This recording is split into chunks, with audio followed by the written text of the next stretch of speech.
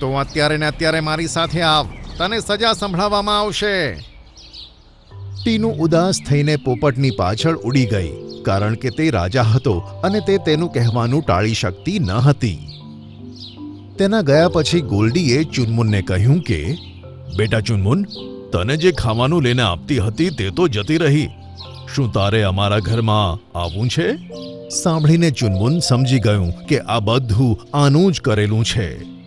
ઠીક છે, હું કાલે તમને વિચારીને કહીશ. અત્યારે તમે તમારા ઘરે જતા રહો. અને તે પોતાના માળામાં પાછું જતું રહ્યું. ભાઈ, મમ્મી તો જતી રહી. શું તમે પણ અમને મૂકીને જતા રહેશો?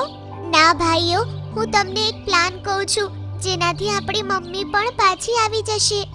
કહીને તેણે તેમને પોતાનો આઈડિયા બતાવ્યો.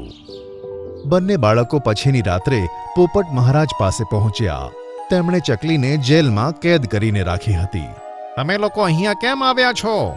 મહારાજ, અમે તમને એ કહેવા આવ્યા હતા કે તમારા ઘરેથી ચોરી કરવા વાળી અમારી મમ્મી નહોતી, પણ કોઈ બીજું હતું, અને આજે પણ એ તમારા ઘરે ચોરી કરવાનો પ્લાન કરે છે. આ તમે શું કહો છો? કોણ છે? મહારાજ, તમે અમારી સાથે આવો. અમે એના મોઢેથી જ બધું ઉકેલાવીશું. સાંભળીને પોપટ મહારાજે ટીનુ ચકલીને જેલમાંથી બહાર નીકાળી અને બધા ટીનુ ચકલીના ઘરે પહોંચી ગયા.